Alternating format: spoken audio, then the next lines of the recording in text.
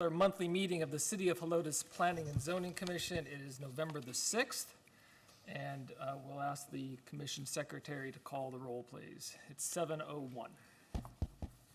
Greg Michelle. Here. Jason Whiteman. Here. Ron Haza. Mario Rios. Richard Hawk. Here. Mike McLaughlin. Jeff Wade. Here. Joe Edmond. All right, and we have Rick Schroeder and Susan Dars from staff, and Alex Blue is here as well from City Council, yes. Okay, we will start tonight with our public hearings. We have 3 of them, and it's very encouraging to see so many people out here. As you can imagine, we don't typically see a crowd like this, so thank you all for coming. You know, being election day and all, this is, I suppose, another form of civic duty and responsibility and opportunity, so we're glad to see you.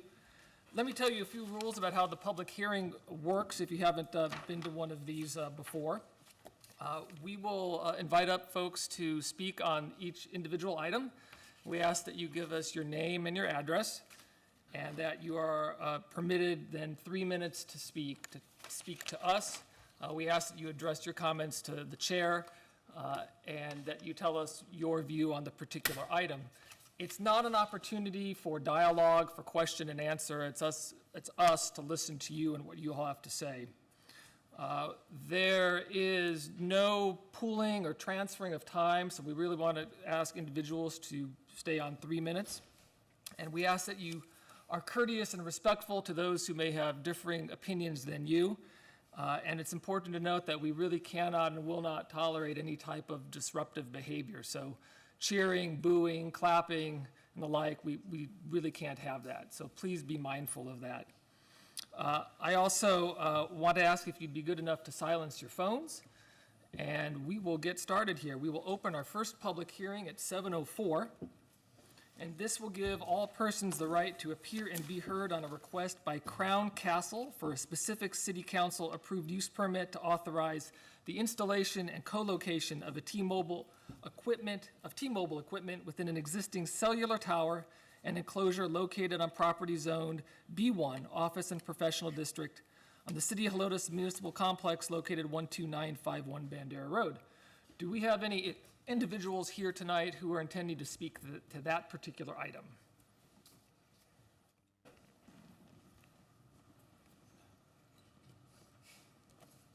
Okay, we will close that public hearing at 7:05, and we will move to our second public hearing tonight, which is to give all interested persons the right to appear and be heard on a request by Carrington Hadley Investments to rescind ordinance number 337 regulating site vegetation and grading, removing site zoning designation townhouse single-family residential district, and establishing a planned unit development zoning designation for a townhouse development for 4.844 acres of land generally located on Iron Horse Way near its intersection with Antonio Drive. We'll open that at 7:05, and I'll start with the list of folks that I have. If I mispronounce your name, please forgive me and please correct me when you come up here. Darren Bishop. Darren Bishop.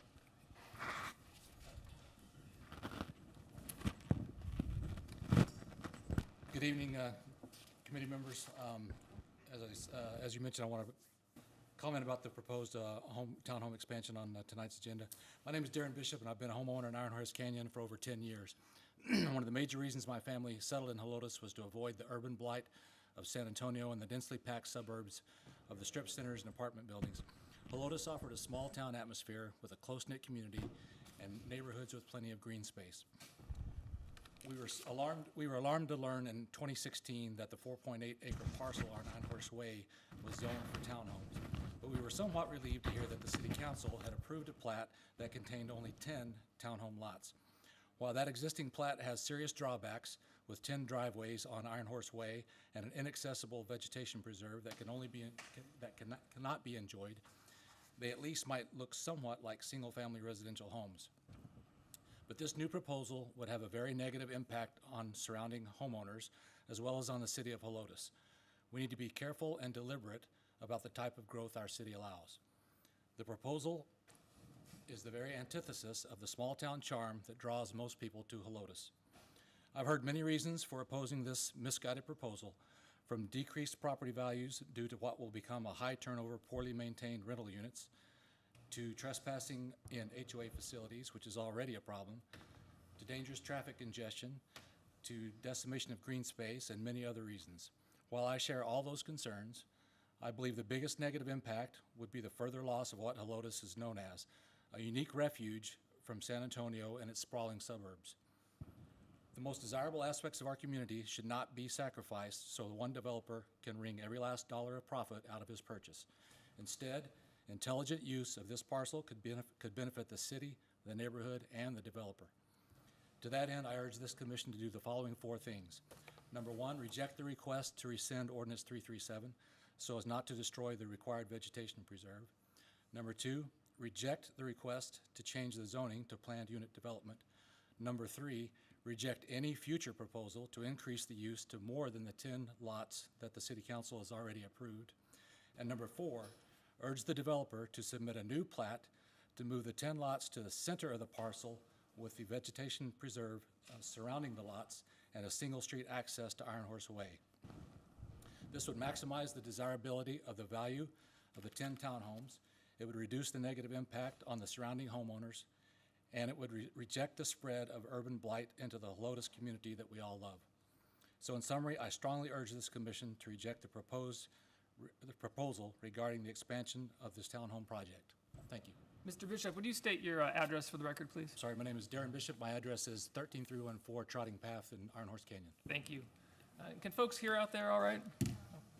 Okay, I don't know if we have the ability to boost that particular microphone. I could have leaned a little closer. Would that help? You lean a little more in when you Should I talk. start over again, or what? Phone 95. Thank you. That should be, well, turn courtrooms. Judith Hurst.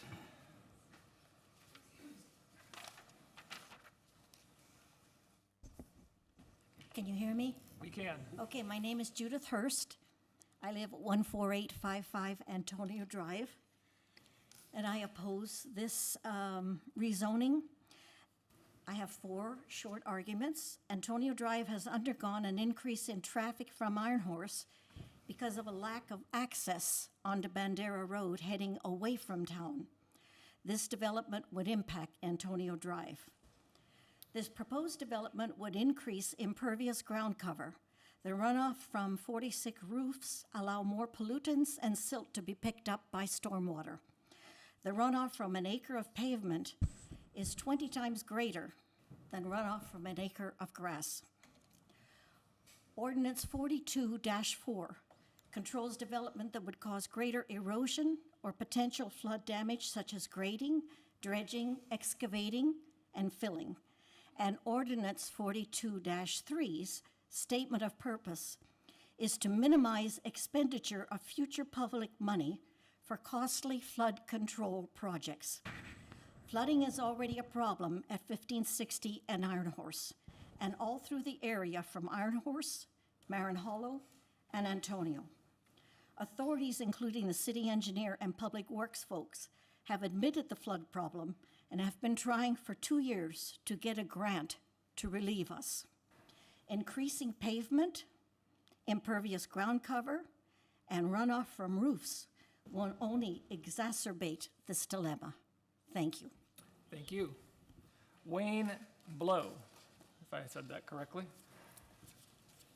Probably not. It wasn't that bad. It's Wayne Blau. My name is Wayne Blau. My family and I have lived here in Helotes for a little more than 14 years. And I thank each of you for your willingness to serve on this commission, some of you for a long time, and looking out for all of us Helotes citizens. I'm here tonight to express my opposition to the proposed rezoning of the 4.8 acre lot on Iron Horse Way, just west of Antonio Drive, and to the rescinding of the Ordinance 337 regulating vegetation and grading. In short, the proposal to scrape off most of the natural vegetation to build nearly 50 townhomes on less than 5 acres is outrageous, and it's not worthy of your time to consider it. I realize you have to. There are less than twice that number of families living in Stablewood across the street on about 4 times as much property. That kind of high-density housing being proposed for this lot and the impacts that come with it do not belong in our neighborhood. When my wife and I decided we needed to move out of our old crowded neighborhood in San Antonio, we drove around the area, mostly on Sunday afternoons, for the better part of 2 years, looking for the right place to build our home. We wanted some space where we wouldn't be on top of our neighbors, and lots of natural vegetation and a hill country feel that wasn't too far from San Antonio. When we finally found our lot on Iron Horse Way 15 years ago, we knew this was the place. And there were rules that came along with that lot. Things on what we could build, what we couldn't, setback rules, rules on vegetation preserves and what we could remove from that area and what we couldn't. And these rules came primarily in the form of deed restrictions and HOA rules and the like.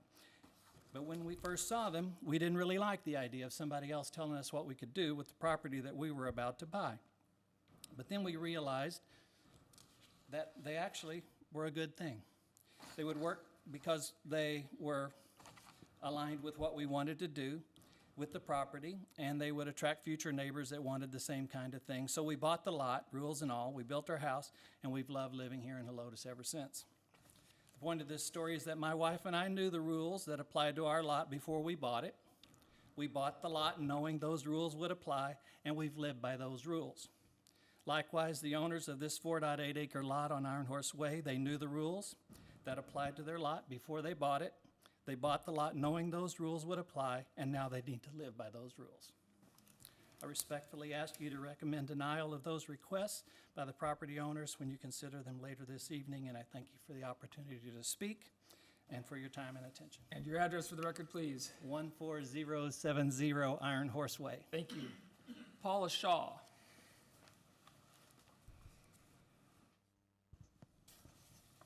Commissioners and Administrator, my name is Paula Shaw. I live at 10530 Rainbow View. And I have a lot of the concerns that have already been expressed tonight, but the one that I want to focus on is that stormwater issue. It doesn't seem conceivable to me that the city is considering extending infrastructure to take care of that stormwater issue that would be a problem should that area be developed in the manner that it's proposed this evening. Ms. Judith has spoken about the impervious, both surfaces and pavements that come into play. I know that, or I believe that, the Iron Horse Canyon development did not take into account when they designed their stormwater management system that increase of stormwater runoff that would result that would happen as a result of this development. Nor do I think it's the developer's intent to use the stormwater management system of Iron Horse Canyon. However, it's not clear to me how they can manage the stormwater on that site. If they're talking about retention or detention ponds, there are problems associated with that as well. A retention pond would be a wet pond permanently and would increase the mosquito and bug population and problems for the Iron Horse Canyon. In both instances, there would be an outflow associated with a retention or a detention pond. And in the instances where we have several storm events, one after another, like we did this past September and October, and where we had, I don't know what the total was, I think it was more than 20 inches of rain. I don't anticipate that they will be designing to that amount of rain over that period of time. So it's not clear to me what compliance will look like for a stormwater plan for the developer, what credentials the stormwater design person will have to have in order to do the design calculations, what events will they have to design to, who from the city will be reviewing those plans, what credentials they have for reviewing the models. I know I don't have the credentials to do that. So these are serious questions that I have about how the stormwater will be managed as a result of this proposed development. Thank you. Thank you. Phil Crumpton.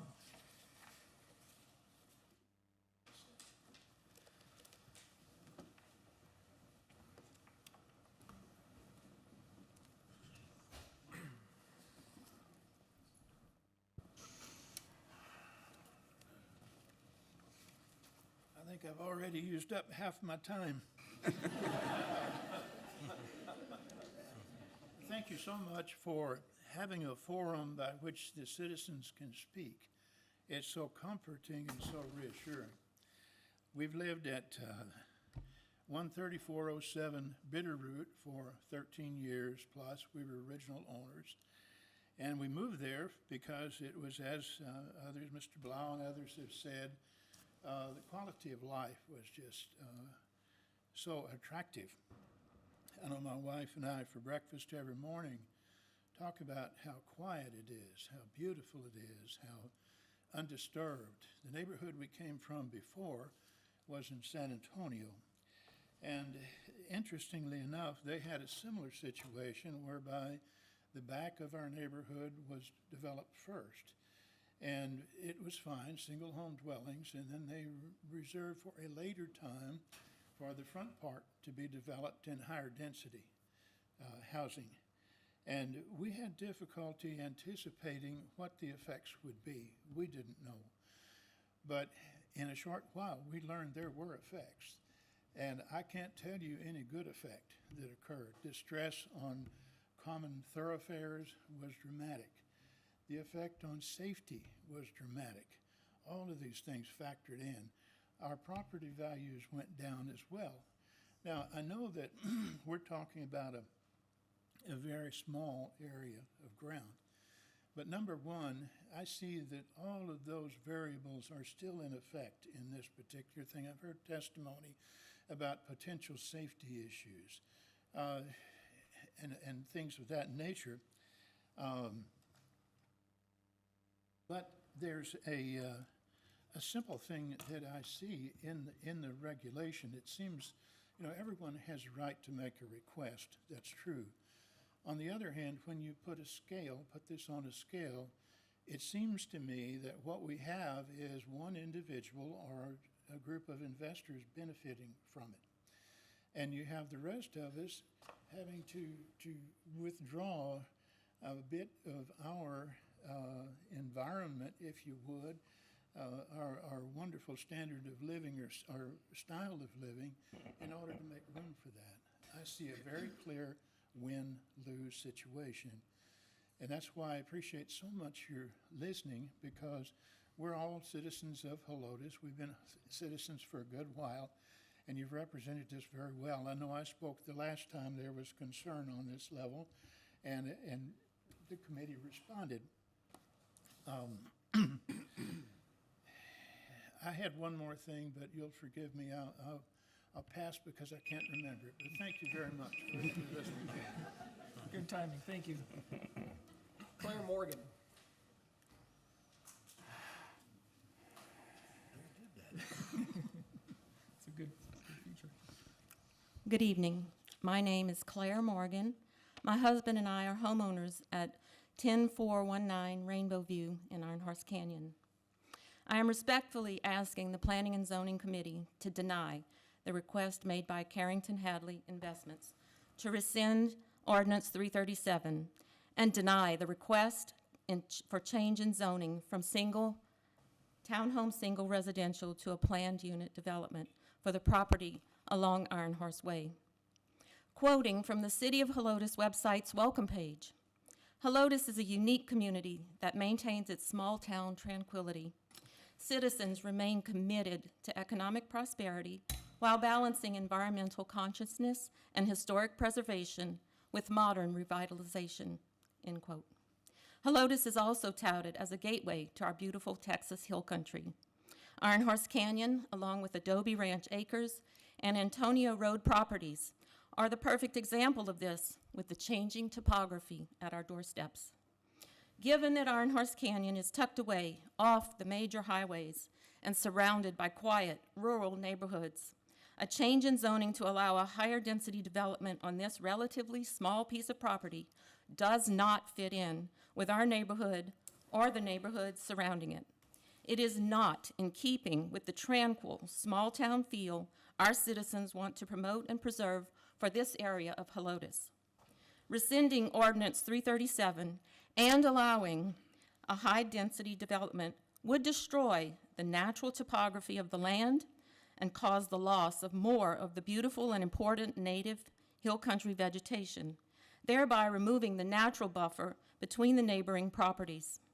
Allowing this development brings more traffic, noise, strain on natural resources and infrastructure, and the loss of native wildlife habitat. Is this really being environmentally conscious? This property is already zoned for a small townhome development, which speaks to modern revitalization, yet still allows for the economic prosperity our city promotes. Bringing in a higher density development to this particular site does not project the unique small town image our city strives to maintain. Please keep the current zoning for this property. Protect property values and the quality of life in our quiet small town community. Preserve the natural beauty of this property. Consciously commit to find a thoughtful balance between modern development and environmental preservation. Keep it quiet, keep it quaint, keep it uniquely Helotes Hill Country beautiful. Say no to the zoning change and keep Ordinance 337 in place. Thank you. Thank you. Amelia Potter.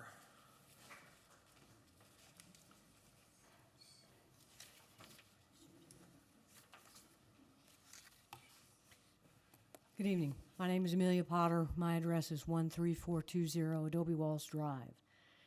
My family and I, my husband and my boys, have lived at Adobe Walls Drive for 21 years. When we first moved out here, we were the subdivision that everybody hated because we were 56 homes on 75 acres, and it was a nightmare. So I can appreciate what that is and what this looks like. I'm kind of wearing two hats here. Part of this is a homeowner because my lot will be a fence neighbor to this, and we do not want the increased zoning. We don't want it. But the other hat that I'm wearing is I'm also the president of Adobe Ranch Acres Homeowners Association. And as a person who has had to deal with issues that are specific to homeowners associations that own their own roads, which is what this PUD is going to be, they will have to own their road. They will have to maintain it. They will have to maintain all these other areas that are going to be their common areas. We have 56 homes, and it is very expensive for us to maintain our road, and we have no amenities. I don't know how 46 homes are going to be able to afford this road that they're going to put in. They're not. And so essentially what we're doing is we're creating an enormous amount of traffic for this development, and these people within the next 10 to 15 to 20 years are going to have a very, very expensive problem on their hands. They're not going to be able to afford that road. They're going to have to replace it. And so I don't see that being a good outcome for those citizens. That's a really bad spot for them to be in. The other thing that I would like to say about Ordinance 337 is I've lived here long enough to see what Pulte did to the hill when Iron Horse was first built, and what the quarry has done up on 16.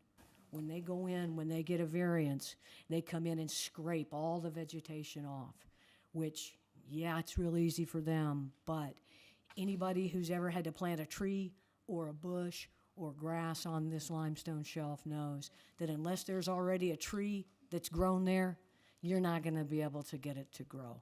So if you allow them to come in and scrape off everything and say they're going to plant stuff, it's going to be like little bonsai trees stuck in a limestone bowl. They're not going to be able to grow. And so it seems like it's a cost-effective thing, but it's not. So it's a quality of life, not just for the people around it, but for those homeowners too. So in addition to the wildlife, the traffic, all the rest of that stuff, Adobe Ranch Acres and this homeowner says, please vote no. Thank you. Craig Sanders. Hey, good evening. My name is Craig Sanders. I live at 13204 Redtail. I'm here as a resident, but I'm also here as a member of the board for the HOA for Iron Horse Canyon. And attending with me are the president and the treasurer of the board as well. So So like what I'd like to do tonight is actually offer up a petition from the residents of Iron Horse Canyon that opposes rescinding ordinance 337 and opposes zoning the property near Iron Horse Canyon into a PUD. The bottom line is Iron Horse Canyon residents are against changing the property development plan from a previously approved 10 townhomes to 46 high-density townhomes. The petition I have contains 613 signatures, which we were able to do in 8 days. So I will tell you there's a lot of motivation here. Some of the residents' concerns, many residents fear that high-density townhomes will decrease their property values due to increased noise and light pollution, traffic congestion, loss of green space, stormwater runoff, and the real possibility that townhomes will quickly become just a rental community with a high turnover rate. The current turnover rate in Iron Horse Canyon, however, is one of the lowest in the San Antonio area. Iron Horse Canyon is also a strong tax base for Helotes. It generates an estimated $800,000 of property tax revenue to the city of Helotes annually. So why would you mess up with that model? The location of high-density townhomes next to a quiet traditional family community also doesn't make sense. You normally find this in an urban setting with a lot of amenities. It is important to note that the townhome residents will not have access to any of the Iron Horse Canyon amenities, and we would expect a lot of trespassing, and I would imagine a lot of involvement from the Helotes Police Department. Also, the Iron Horse Canyon HOA will not have jurisdiction to enforce any of the code compliance that Ms. Potter had kind of alluded to earlier. Public safety is another huge concern. There are 625 homes in Iron Horse Canyon, and they all use the same road to get in and out of the community. The estimated 90-plus cars from the townhomes would ingress and egress about 200 yards from the only stop sign on Iron Horse Way, creating a real choke point. More vehicles will add to the growing traffic congestion problem, and it will increase the risk of accidents and harm to residents who use Iron Horse for a lot of outdoor activities. As a side note, where will the overflow traffic, the parking go from these townhomes? It's very tight quartered. One would imagine it would end up on Iron Horse Way, which is completely unacceptable. So in closing, Iron Horse residents are petitioning the city of Helotes to not rescind ordinance 337 and to not approve the PUD zoning for the 4.8 acres near Iron Horse Canyon. Thank you. Ana Ojeda.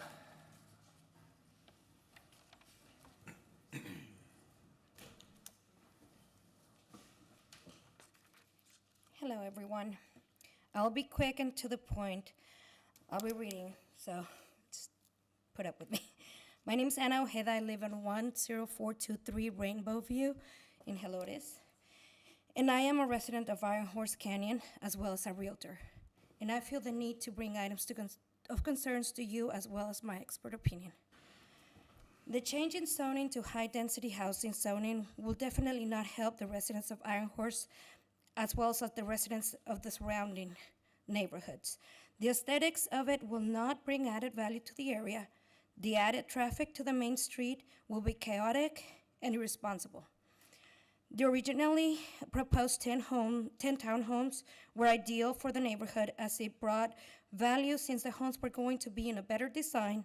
Green preservation and lot sizes were much bigger to accommodate comparable sizing homes to the surrounding neighborhood.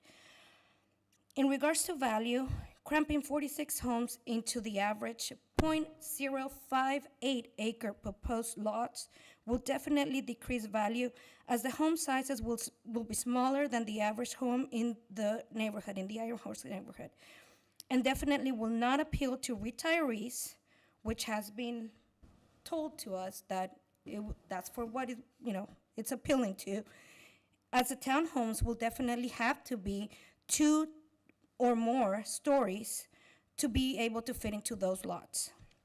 In my opinion, a townhome that, I'm not sure what the average square footage is gonna be, but in my, if it's a house that's gonna fit into a .058 acre, it's gotta be something in between 1,500 to 2,000 square feet with 0 land, 1 car garage, no parking, and the chaotic traffic.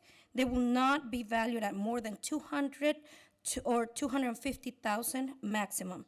That will for sure bring the neighborhood value down, as the average home in Iron Horse starts at 300,000 plus and goes up to over $1 million. And the average size of the homes in Iron Horse, it's around 3,200 square feet. Thank you for your time. I also will want to ask you to do not approve the rezoning. I ask you to keep the original proposal. I ask you to do not approve any further proposals other than the original in plan. Thank you. Bonnie Mooney.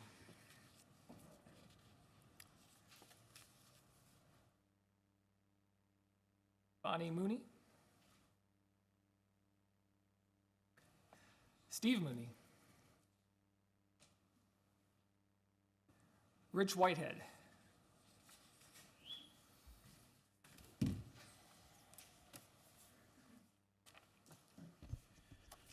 Thank you. My name is Rich Whitehead. I live at 10606 Ashwell in the hills of Iron Horse. As many of you know, I spent 4 years on city council as a councilman and was a member of the Master Development Plan Committee and sat as such as an adjunct member of the P&Z. Not once in my entire tenure, and I've lived here in this town for 14 years, outside of the Walmart kerfunkel, has there ever been this many citizens coming together to petition to block a rezoning. 600 and some plus signed petitions. When I think about the master development plan, the intent was to create enhanced value to our community by controlling the type and style of construction. There's 2 main issues at hand. One is allowances and variances within the current zoning. And when we talk about that, we're talking about property rights, and I'm a big proponent for property rights. As such, I have to support the development of the 10 townhomes because that is what has been approved, that is what it is zoned for, that is what is appropriate and has been appropriate since the beginning of the Iron Horse development plan. The other issue is changing the zoning. I think at this point, I'd like to talk about that while it's not proper to challenge the townhomes, it is proper to challenge rezoning because it can have a negative effect on home values. Without reiterating what has already been spoken, the primary function of the master development plan was to maintain and enhance property values, not to wholesale out our community and create, I don't know, the chicken and car wash capital of Texas. The intent, however, is to maintain proper building code and enhanced value of our community.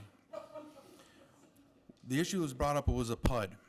As you know, we deal with several. The community that I'm thinking of particular, right behind El Chaparral, has applied I don't know how many times to be absorbed into the city. The problem with that little PUD there is that the cost of repairing the roads, the cost of upkeep was massively more than the amount of monies we would draw on as a tax base, and therefore had to reject on multiple occasions throughout history their application. The same issue can be said for the city of San Antonio when we take a look at San Antonio Ranch and the myriad of problems they have with their PUD.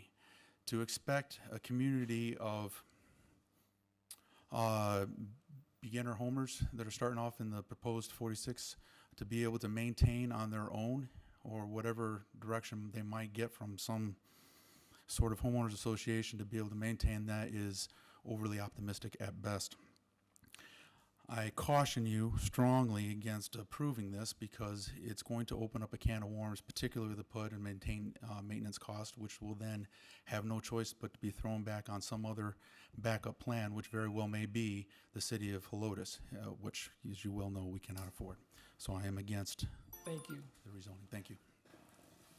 I have exhausted all the names that were submitted ahead of time, but I do wish to give others who wish an opportunity to speak the opportunity to do so. I know there's a lot of people here, so if we could just do this in an orderly fashion. I'm going to start on my right, this side of the room. If there's anyone who had not had a chance to sign up but does wish to speak, I would invite you to come forward at this time.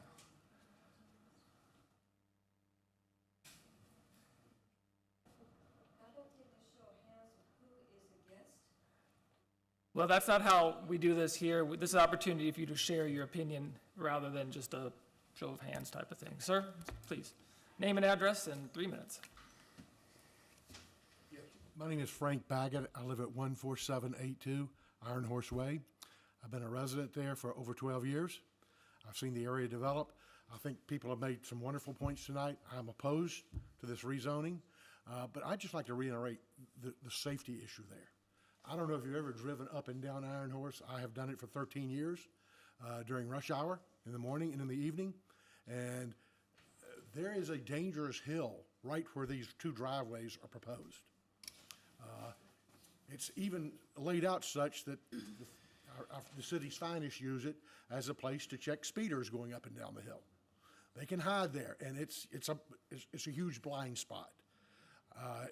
We've talked about safety, but I'm really afraid of what's going to happen there with cars coming out of that community and making a left turn onto Iron Horse. Congestion there every morning and every afternoon. There are school stops just west of this proposed area as well, so it's very, very busy. You add another 90 or so cars in there coming in and out and making a left turn on Iron Horse. In addition to potentially having traffic parked along Iron Horse, I think that safety issue is probably my biggest issue there. It's been touched on, but I just wanted to reiterate that. Thank you for your time. Thank you.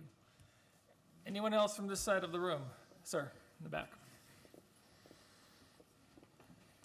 Thank you for the opportunity. My name is Joe Brewer, and I live at 13450 Adobe Walls Drive in Adobe Ranch Acres. I've been here about 21 years and saw the property in question be rezoned from business to the townhome development that it is right now. The citizens were vocally against a business going in there for the reasons that have been specified. The community living, the style of living, what they want in their community, the peace and quiet, and to go and change this 10 townhome development to accommodate 50 units, I don't see why we're going through this, because frankly, the property was that way when the person bought it. It's been zoned for those townhomes, and to come in and think that they can just rezone it for profit only is just kind of ridiculous. It's really kind of offensive, but I guess you have to hear them. High-density developments would be great for Helotes if it was located near Old Town. To grow this town, that's where the density needs to be, where they can access Elf Hardware instead of driving to Lowe's. And I have all of the same issues with both rescinding the ordinance 337 and rezoning this as a PUD. I think it ought to be left as it was zoned back in 2006 for townhomes. Thank you for the time. Thank you. We move to this side of the room, if there's any folks who wish to speak with us this evening.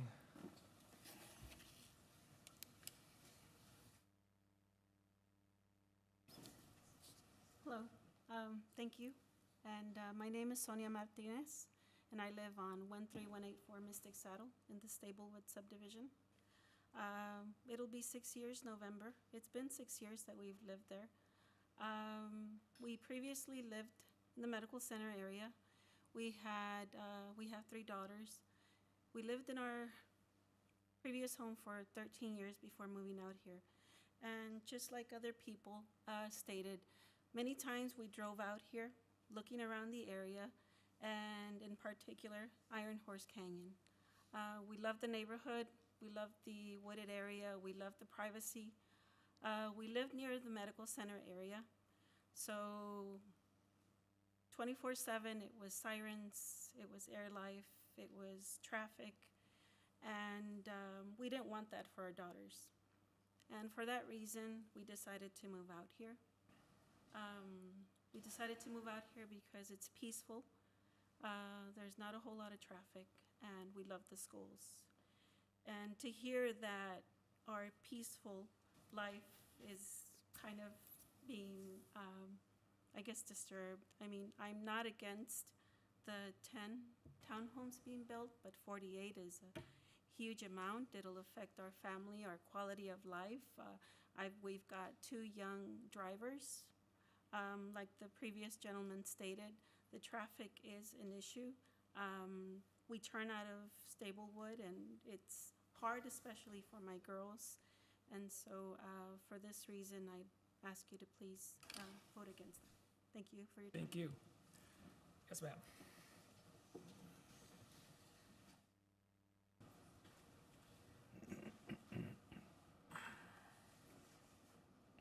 I apologize in advance because this is my first time. My name is Jennifer Estrada. I live in 13480 Adobe Walls Drive. We'll be directly behind the property, 200 feet actually. I'm opposed to rezoning for numerous reasons that everyone has said. Just wanted to give you my perspective.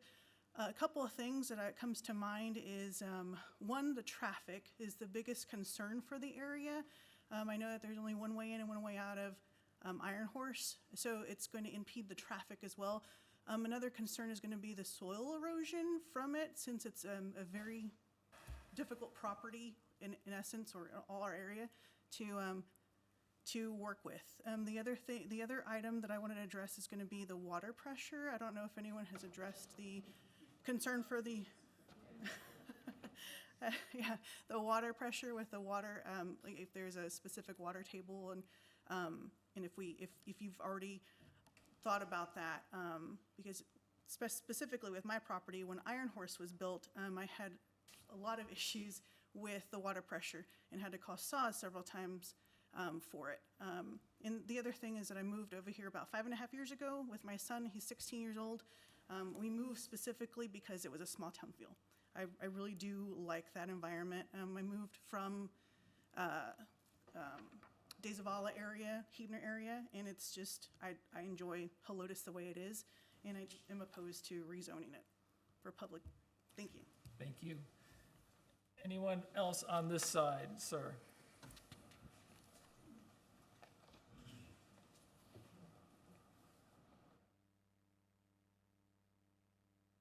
Thank you for letting me talk. My name's Curtis Clipperton. I live at 10605 Black Horse in the Hills. My wife and I moved here 14 years ago after I retired. We could have lived anywhere. We came from California. We like Helotes. Okay. Helotes is a small community. You know, it's got a lot of businesses now that it didn't have 14 years ago. Something that bothers me, like I say, we moved from California. This morning, when I left our subdivision, somebody graffitied the stop sign. Okay? It's unacceptable. You bring in this kind of community, public PUD, whatever you want to call it, you're going to have a lot more destruction of property. Not just, and I agree with everything else that's been said, but I tell you what, I moved here to get away from California. I don't want to live here and have California move here. Okay? So don't change the ordinances. I mean, you know, they were put into effect for a reason, and, you know, it doesn't have to be, oh, look at the money, you know. The money means something, but it can ruin a community. And like I say, I've seen it happen before. Don't let it happen here. Thank you. In the back, yes.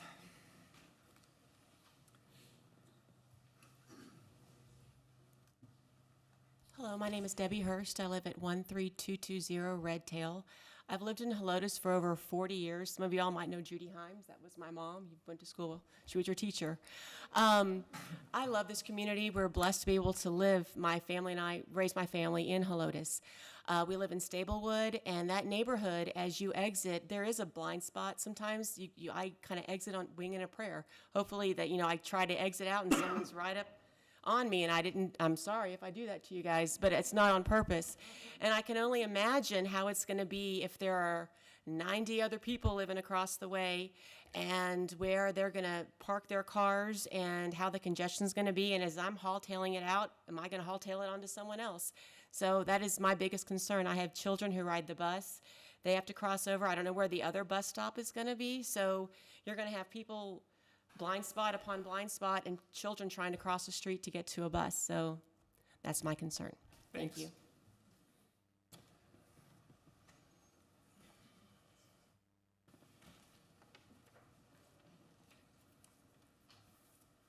Gentlemen, so that we don't take up, and ladies, that we don't take up a lot of your time, I'm Dave Sapansky, 10634 Rainbow View.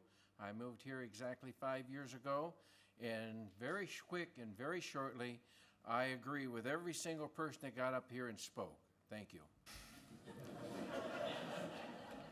Sir. Good evening. My name is Raymond Love. We live at 13168 Mystic Saddle. We're approaching this from a little different perspective. I brought my family here just a little over 9 years ago from California. Sorry about that. We're renters. We've actually rented 2 different houses in Iron Horse. I can promise you we're probably paying more in rent than you guys are paying in house payments. I moved my family here with full intention of having them grow up in this city, this area, this neighborhood. My grandparents owned the Flower Bar Nursery just inside Loop 1604, which is, I think, now the Garden Center. So I grew up out here. I've lived here. I was at El Chaparral the day they opened. So we've been here a long, long time. I was shocked to come back and see the growth that was here. My dad lived on Scenic Loop. It was amazing to me how fast this place had developed. And what's even more amazing is how fast it's developed since I've been back. I think Rich touched on the chicken strip capital of the world and the car washes that we have. And I understand that there's need for income and there's need for tax money. But at some point, we got to draw the line and keep the tranquility that you guys tout on the webpage. So that's my position. But thank you. Thank you. Anybody else? Yes, sir.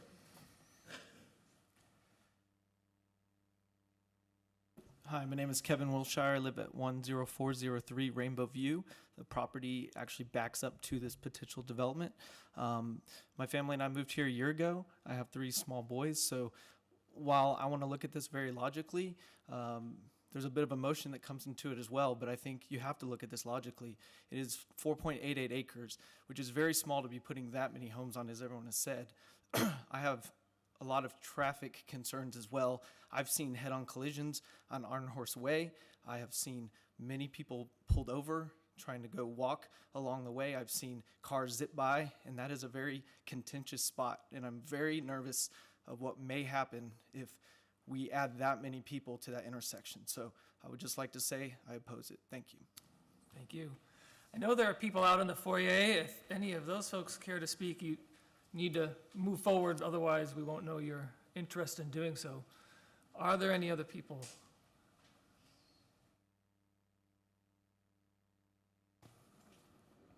Yes, sir. What everybody said. I'm originally from New York City. Can you tell us your name and address, Oh, please? Pedro Lugo, 1327 Bitterroot. And I got away when I joined the military. And when I saw Texas, when I was stationed here, I decided this is a place I'd like to retire because of the open space. But it started growing. And my wife somehow found this place in Helotes. And we all moved here. And I said, how did you find it? She was just driving around and she found it. And I liked it too, very much. And the fact that they were really concerned about light pollution, they were concerned also about maintaining property value, maintaining just the environment as a whole, I think is a major concern. And bringing in 48 units or 50 units, whatever it is, would remind me basically that it possibly will promote vandalism, if anything. It'll also the traffic and more light pollution, which is something we don't need. So it's just, I wish you would consider this proposal before you go ahead with it. Thank you. Thank you.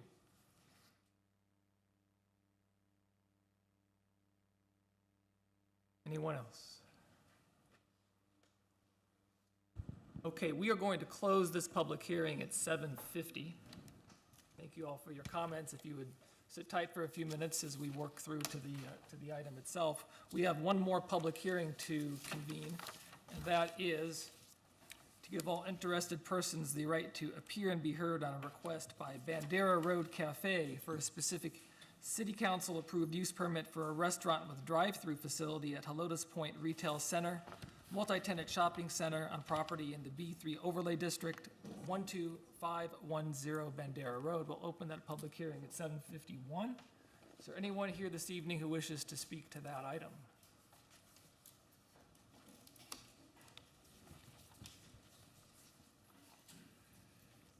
Yeah, my name is Pedro Pompa, and I'm the owner of Bandaru Cafe, and I'm just gonna move my restaurant to the next shopping center, which I already had there for 10 years. And the reason I'm here is just to ask for the drive-through window. And that's all I need from.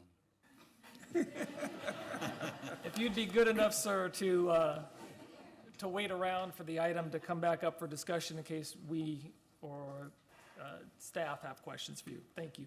Anyone else for that item? Close the public hearing at 7:52.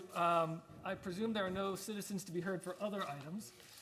So we move to item 7 on our agenda, which is approval of the minutes from the regular meeting on October the 2nd, 2018. Commissioners had a chance to review it. If there are edits or corrections, please call those to our attention, or we can have a motion. Mr. Chairman, I'll make a motion to approve the minutes. As submitted? Yes. Is there a second? Second. That's Mario. All in favor of approving the minutes as submitted, please signal aye. Aye. Opposed? Minutes are approved. And we don't have a copy up here, do we? You don't have one down there, a copy of the minutes? Item 8 tonight, which is discussion and action on a request by Crown Castle for a specific city council approved use permit for the installation and co-location of T-Mobile equipment within an existing cellular tower and enclosure located on property zone B1 Office and Professional District on the City of Helotes Municipal Complex, 12951 Bandera Road. Ask the city administrator if you'd like to present that. Is there anyone representing the applicant here? I'm with Crown Castle. Okay, if we have any questions, go ahead, Rick.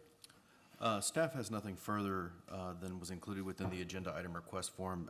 Just for everybody's knowledge, essentially what is being proposed here is T-Mobile is attempting to co-locate an antenna and additional equipment within the existing cellular tower on the municipal complex. The additional T-Mobile equipment won't be seen from the road, as it is a stealth tower, and it will be behind the enclosure. Are there comments or questions from the commission regarding this item? Mr. Chair, I have a question. Yeah, Jeff. Is this replacing the tower that was approved across the street? No, sir. At a future meeting, you will get an additional item for a secondary tower to be located next to the existing tower, and that will be replacing the tower that was proposed across the street. Okay. It seems a little strange because the whole purpose of that tower was because supposedly there was no more room on the existing tower. Well, that was Verizon. Verizon has different equipment than T-Mobile, and so T-Mobile is able to fit its equipment onto the existing tower. Cool. Yeah. And it is a specific use permit. It's not automatic within B1, so council needs to approve. That is correct. Okay. Other comments, questions? If not, a motion would be in order.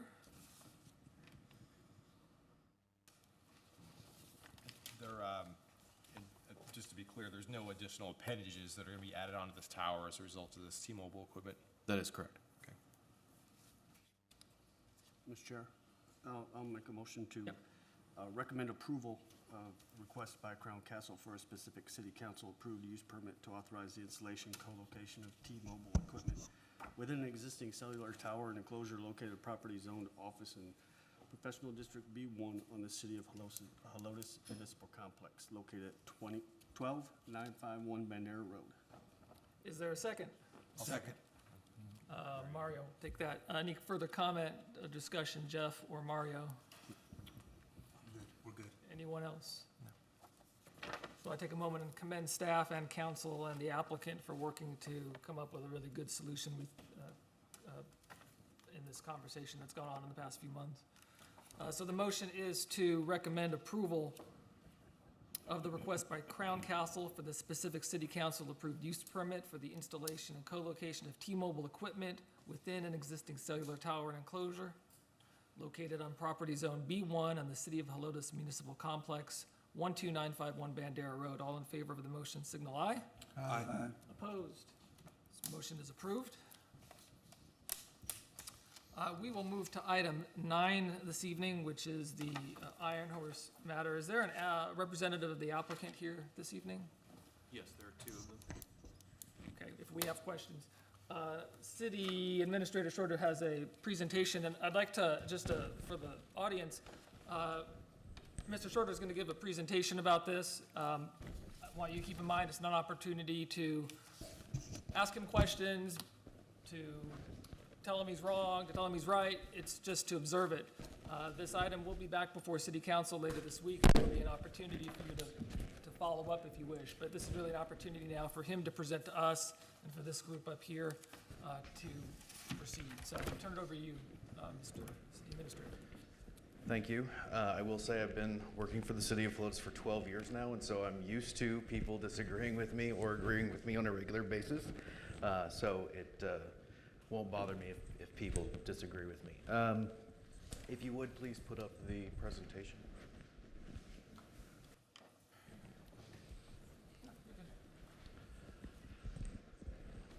So I wanted to actually talk about what is being proposed here to the commission and what is not being proposed here, and I also wanted to talk about what the history of the project is.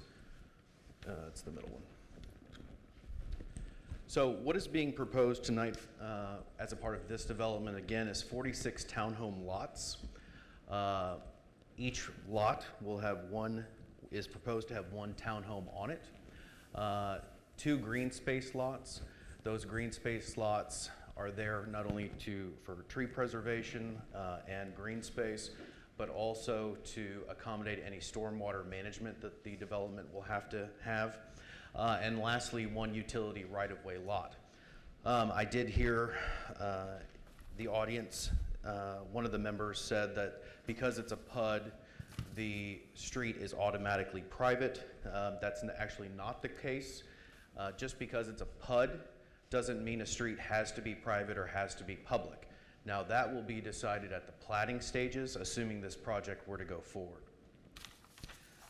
The applicant is asking to rescind ordinance number 337. I'll get into what ordinance 337 actually is.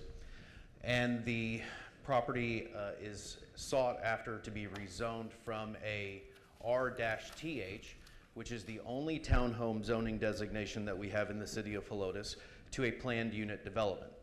A planned unit development within our code of ordinances is essentially a negotiated agreement between the city and a developer that is reviewed and approved by both the commission and the city council. That essentially is what a PUD is in Helotes. Now, a PUD can be different in different cities. I know that there are, and many cities can regulate it in a variety of ways.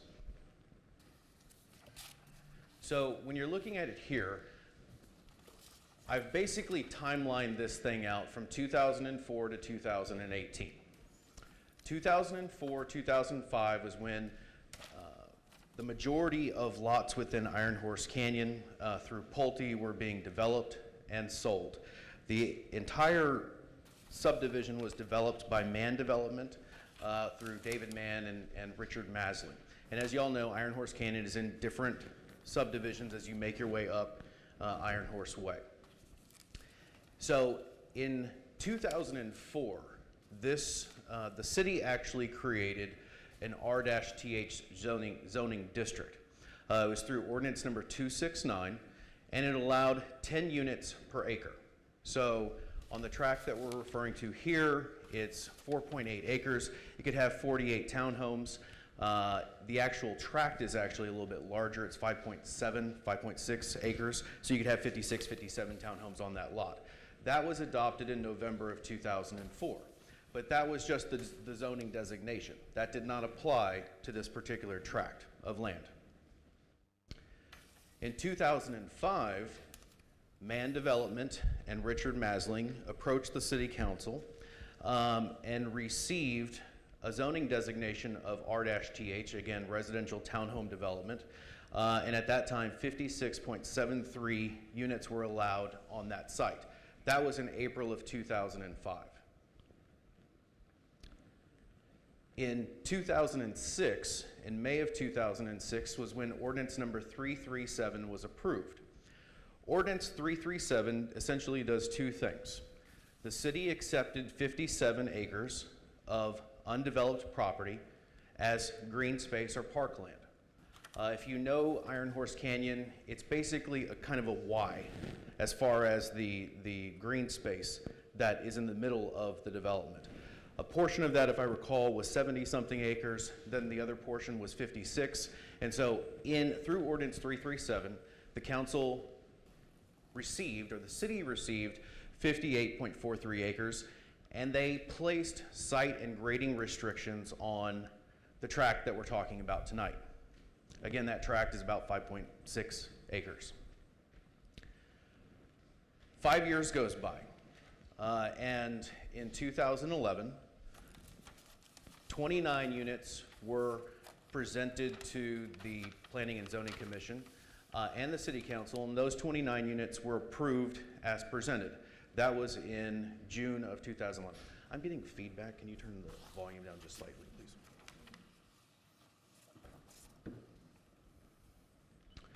Another 5 years goes by, which is why I think there's a lot of confusion on this site, because we have 10 years that went by without anything happening on this site, even though everybody's always talking about townhomes being developed on this site. So in 2016, because of Ordinance 337, a plat was approved by both this commission and the City Council that allowed for 10 units, which you've heard of tonight. Those all fronted, all of their driveways consecutively would have fronted Iron Horse Way, and there were 2 estate-sized lots in the rear. Again, that was because 337 was forcing all the development up towards Iron Horse Way and no development, or significantly less development, to the rear of the parcel. Then in 2018, again, 2 years goes by, 2018, we're at present day. This is when the engineering firm and the land developer approached the city and wanted to put in, or their proposal is to put in 46 individual lots for townhomes. So essentially 46 units are being requested. In accordance with the R-TH zoning district, they're actually eligible for 48 units. But again, because we have Ordinance 337 here that was a part of that donation of land, they are subject to only building within the first 180 feet from the property line. But if that wasn't there, they would be allowed to put 48 units. So what they're seeking tonight is a recommendation from the commission, which will go to council on Thursday, to approve the conceptual plan, or the PUD model, repeal Ordinance 337, and rezone the property PUD, Planned Unit Development, from R-TH. And by the way, these elevations that you see behind here are the elevations that they have. It's kind of hard with the lighting, but the elevations of the buildings that they're proposing, which would consist of 3 to 4 homes or townhomes per unit. And again, each one of these units would be on an individual lot. So they would be adjoined by a firewall, and that firewall would sit on the lot line in between the 2 individual lots. But the other thing I'll say about these elevations is that while they are proposed at this time, the developer has not found a builder yet, like Pulte, which developed the rest of the site. And so these are just elevations that they foresee as being placed on that site at this time. So I want to go through each of the documents to show you how they regulated townhomes on this site and other sites throughout the city. So in 2004, again, we had residential townhome development, okay? The actual ordinance, she's gonna zoom in there. So what would have been regulated in 2004? Can you scroll up, please?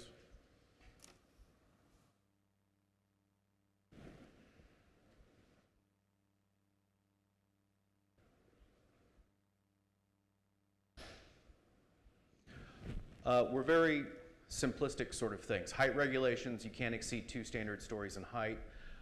That's still on the books today, although there is an actual height limit, but it's essentially 2 standard stories.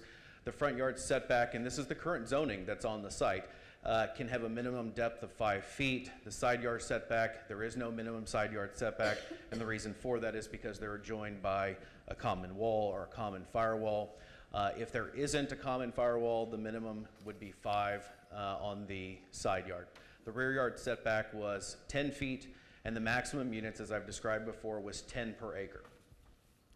Parking regulations, off-street parking spaces behind the front yard setback line of property shall be provided on the lot to accommodate a minimum of 2 automobiles for each dwelling unit.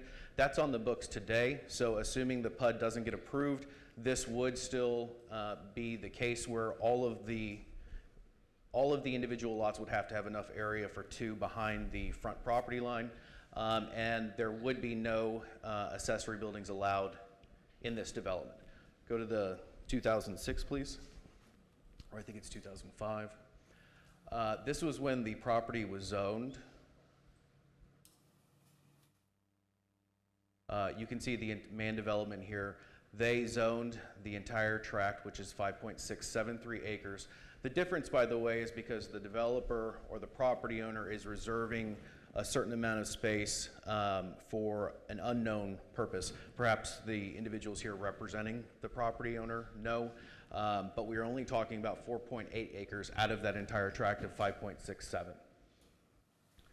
And you can see the motions that were made. At that time, they were talking about doing 7 to 8 units per acre with a price range of between 100 and 200,000. And the council that was in 2005, again, approved this unanimously. Go to the next one. So, 2006. So what does Ordinance 337 actually do? If you would scroll to section 4 down here, please. The nuts will actually go up a little bit.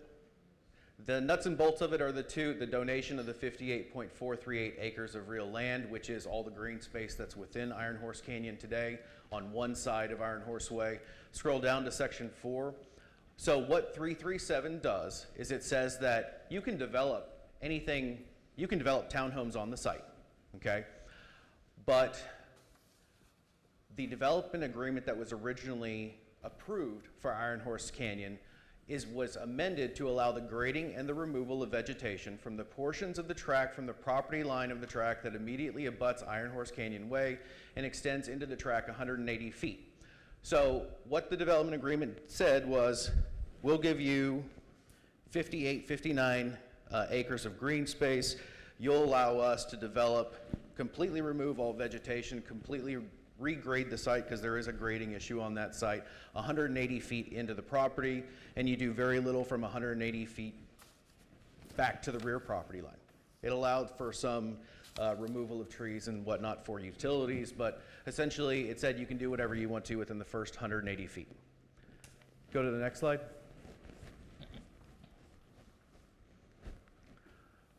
So in 2011, skipping around a little bit, in 2011, the Richard Masling, I believe, who was a part of the Man Development Group, requested P&Z and City Council review and approval of this plan. This plan was actually 29 townhomes, and as you can see, there's one way in, one way out of Iron Horse Way, and there are these dead ends on both sides. I can tell you that this concept of one way in, one way out is not going to, or most likely would not go over the hurdle or the test of the fire code, okay? Our fire department does not like this for obvious reasons. One way in, one way out is not ideal for firefighting, and that is why throughout Iron Horse Canyon you have multiple emergency ingress, egress throughout the development to address the one way in, one way out that was allowed to be developed. By the way, Iron Horse Canyon was developed within the city of San Antonio, and so the one way in, one way out was not Helotes' doing. It was the city of San Antonio that allowed that, and then we swapped. through an agreement at that time. But in 2011, this was what was presented, and this was what was approved. Now, 5 years later goes by, and in 2016, because again of 337, this is what was adopted. 2 estate-sized lots in the rear for theoretically larger homes, and each one of these lots, which it looks like is 0.177 acres, would have fronted Iron Horse Way with driveways and ingress egress only onto Iron Horse Way. And again, you can see why this is developed this way. It's because that ordinance said basically you can't do anything past 180 feet, but you can essentially wipe everything out within that 180 feet. Next slide.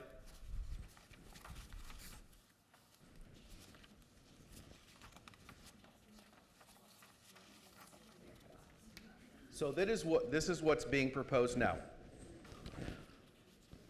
You can see 46, 48 lots, excuse me, throughout this complex. There would be 2 ways in on both sides of the development.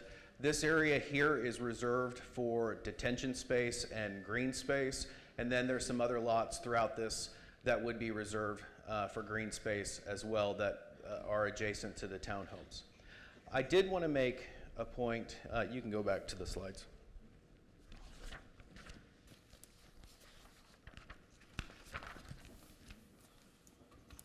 I did want to make a point, and the current proposal, by the way, is the preferred proposal by our fire department, again, because of the ingress, egress into the site. They did not and do not prefer the 2011 conceptual design. Several of the points that were brought up were stormwater. There's another slide after this. Was stormwater and tree preservation. Essentially, even though this would be going through a PUD process, just because it's going through the PUD process doesn't negate all the ordinances that we have on the books. Tree preservation and landscaping would still apply. Those preservation rates are 60% and 40%, 40% being of large tree species and small tree species, and then 60% of heritage, which is anything over 24 inches. We do have stormwater management and detention ordinances that require that no runoff leaving the site can exceed what it was prior to the development, which is why you see the detention facilities placed on the preliminary plan. So all of these ordinances that we have in place to regulate any type of either single-family home or commercial development are still in place. The PUD request would only allow, essentially it's the conceptual design of the entire development, okay? The theoretical, how the lots are gonna lay out, that kind of thing. It would the zoning would allow then for townhomes in that capacity. Next slide. One of the things that was brought up during the, the developer, there was a conversation about the Iron Horse Canyon HOA. We did have a meeting with Iron Horse Canyon Board of Directors, and there was some desire by some of them to actually have this development, if it does go through, to be a part of the Iron Horse Canyon HOA so that it could regulate some of the aesthetics or the perceived problems that would occur within that development. So the developer has assured me 100% today that they do desire to be a part of the HOA, and the reason for that, it makes their project more, they can market the product better, essentially, because those individuals would then be able to use the amenities that they refer to, the pool and all of those things. Please. The townhome price point that we're looking at is between $275,000 and $350,000 for these homes. And they would be sold individually to an end user, essentially, the property owner themselves. They would not be on a rental basis unless, just like any individual that wants to rent their privately owned residence could rent it after they initially purchase it, but that's applicable to anybody. The other thing that was brought up was senior citizens are not going to want to move into this type of development.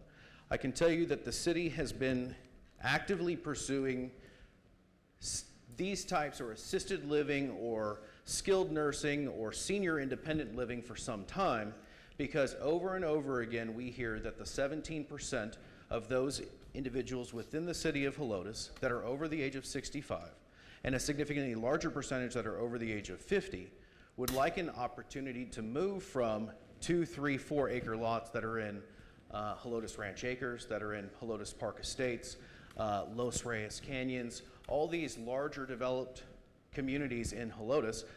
They would like the ability to stay in Helotes and move into these types of complexes rather than being forced to move into the city of San Antonio.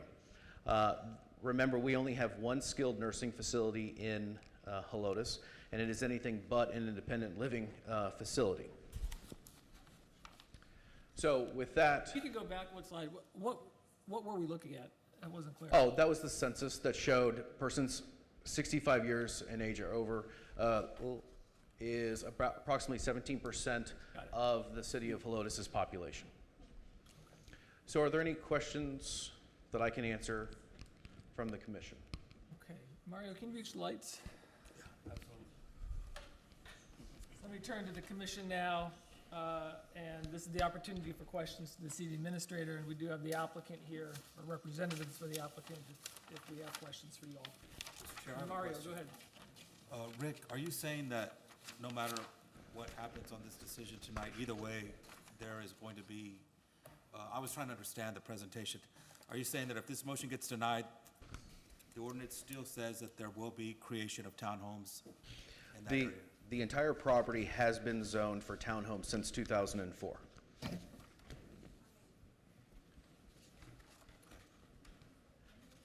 Chair, I have a question. Rick, forgive me, this might be my own stupidity. So the ordinance that made this piece of property zoned R-TH, which states that there can be 10 units on 1 acre, we're basically trying to get rid of that, correct? We're getting rid of that zoning. Okay, why are we going through this process? First off, the only tract of land in the city of Helotes that has R-TH zoning is this one. It's not codified within our code of ordinances. So when you go into our code of ordinances and look at all the zoning designations that you see, you won't find an R-TH, and that's because it applies really only to this one tract. There's also the complications if this development was to proceed with, or how do you address ordinance 337, okay? So what I suggested to the applicant, and I think this is the cleanest and also it's the cleanest and most effective way to accomplish what the applicant is seeking, but it's also the most open to the public, because forcing it through a PUD process required public hearings and mailouts and things of that sort. So I felt it was not only the best option for the public, but it was also the best option and the cleanest for the developer to address all of the issues with that site. Okay. But what I'm asking here is that the actual motion is to remove site zoning designation as R-TH. Yes, and you would be rezoning it as a PUD. Okay. Which R-TH did designate 10 per 1 acre. Yes. And no side setbacks. Minimal side setbacks, yes. Okay. If they were on a common wall, there would be 0, that's correct. So are those same regulations in this new zone? The zoning district would allow what the site plan is allowing for. So it would allow for 48 townhome lots to be developed on that site. So essentially they would be substandard lots when you look at it compared to what our zoning code allows for a single-family residential throughout the community.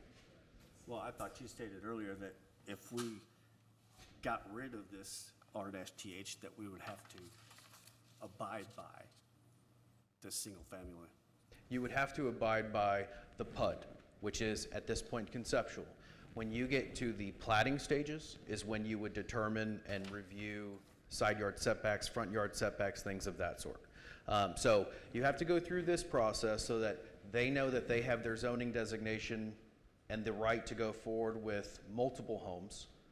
And then they go through the plating process, and at the same time they go through the plating process, they go through tree preservation, stormwater management, all of those sorts of things. So this is very preliminary in a sense, but it also must happen before they rightfully would spend a significant amount of money addressing those other issues. Okay, thank you. Others?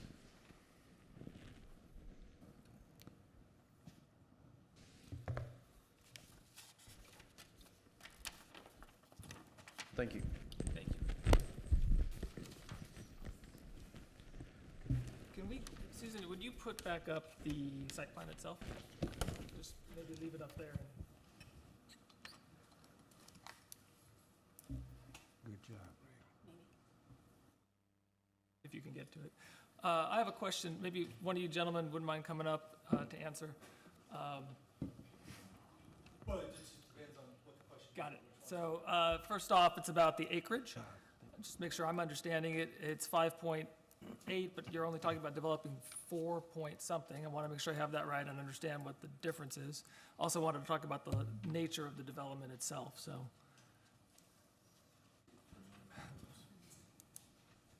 And if you tell us your name and business address. Sure. Jeremy Daggy, I'm with Big Red Dog Engineering. We're a civil engineering firm here in San Antonio. Name was up there on the exhibit. I don't know the entire history, to be honest with you, on the acreage, but I do know that, as Rick said about that acreage on the side, it was held by the original owner. I don't know what the actual intent of that difference is, but that's where you see the 4.8 acres versus the 5.6. There's a strip of acreage. If you could pull up the layout, you'll see it on the. We're trying. Okay. It'll make more sense when you see it.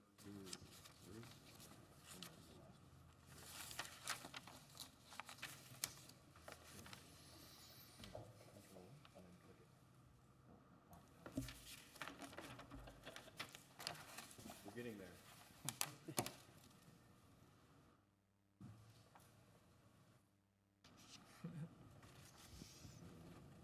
Can I address the other part of your question? Oh, here we go.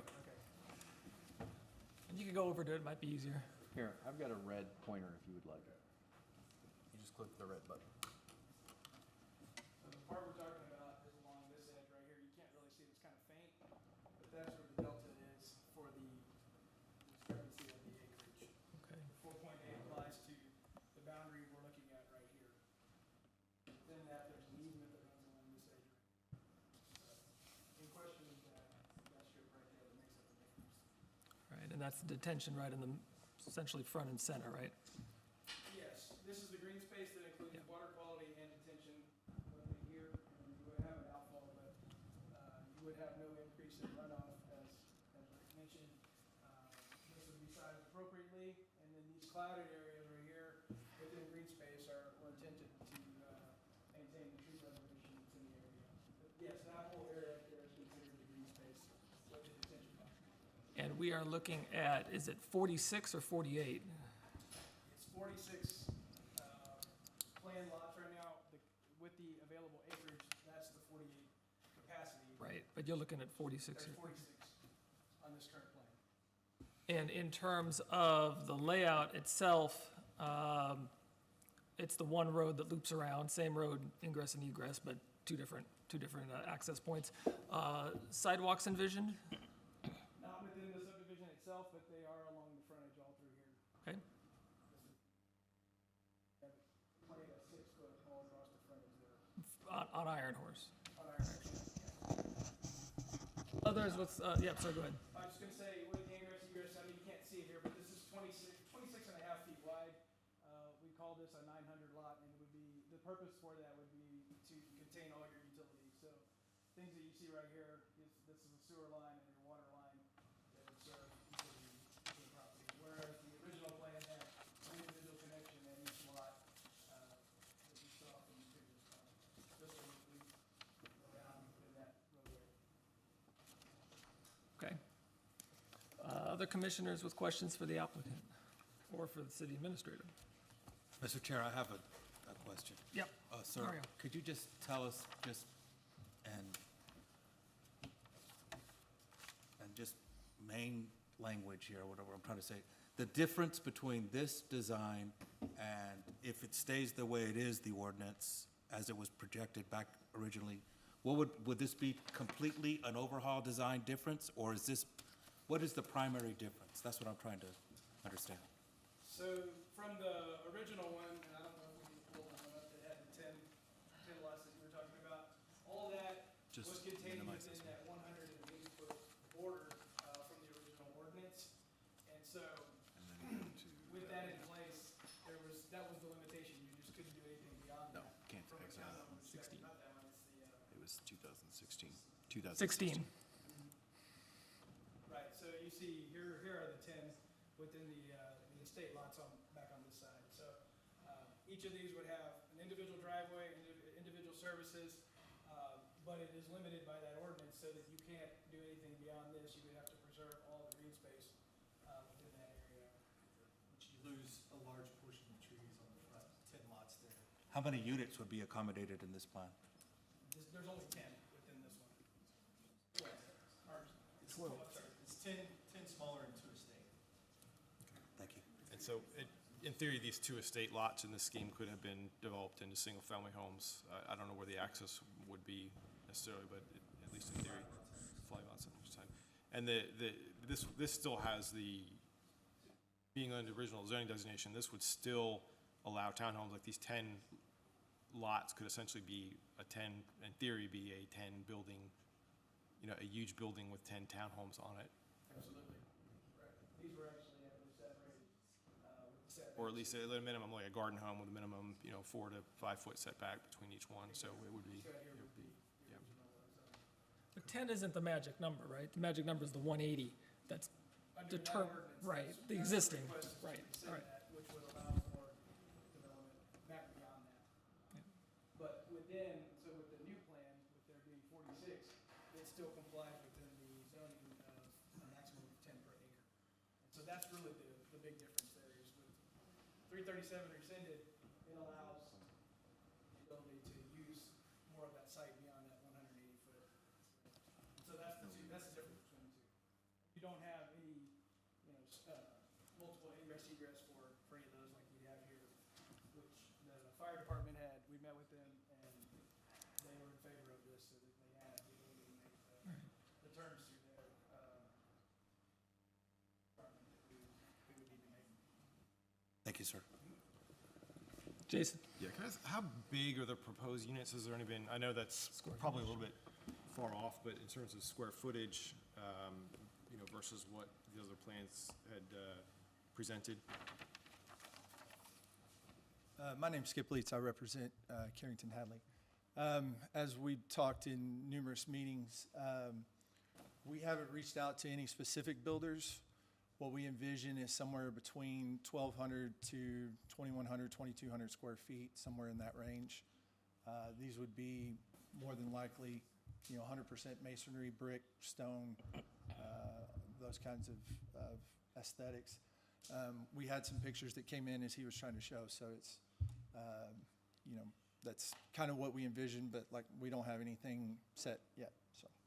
Hang on. Are there other? Yeah, I have a question. Yes, please, sir. Yes, a question I have is, could one of you address some of the issues that the residents brought up about traffic safety, water pressure, your redesign? Not at this time. That's not really pertinent to this plan at this point. Okay, so you can't address that at all? You Come on, cannot- folks, please, please. You can't address that at all? Let me put it this way, if I could rephrase it, if you don't mind, Joe. Yeah.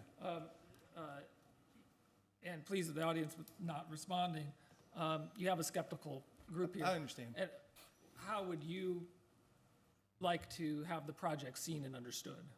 Sure. Put it that way.